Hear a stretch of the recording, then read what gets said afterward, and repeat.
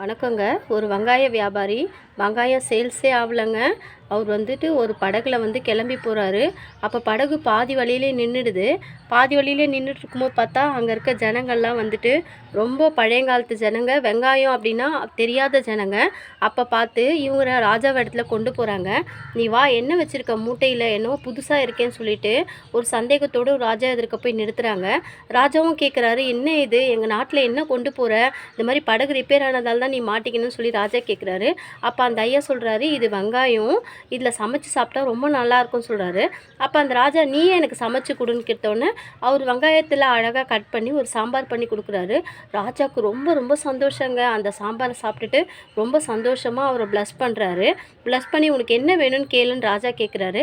இந்த நாட்டில் விலை மதிக்க முடியாதது என்னவோ அது எனக்கு கொடுங்கன்னு கேட்கும்போது ராஜா நல்ல தங்க கட்டிகளை பரிசாக கொடுக்குறாரு. ஒரு வெங்காயத்துக்கும் ஒரு தங்க கட்டியை கொடுக்குறாரு.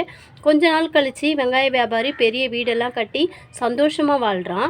அதுக்கப்புறமா பார்த்தா ஒரு பூண்டு வியாபாரி அதை பார்த்து கொஞ்சம் பொறாமப்படுறான்.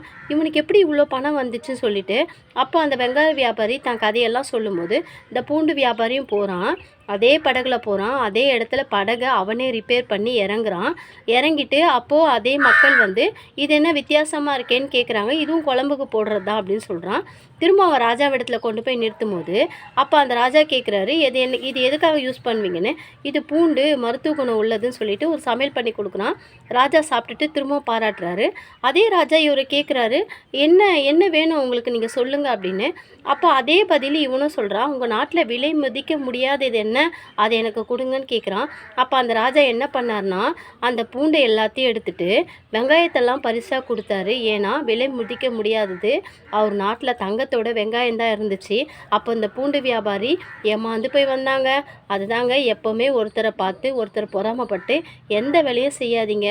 உங்களுக்கு உண்டான வேலையை நீங்கள் செஞ்சாலே முன்னேறலாம். ஒருத்தரை பார்த்து நம்ம பின்பற்றினா எப்போவுமே ஏமாற்றம் தாங்க சேரும். எல்லாமே நன்மைக்கே.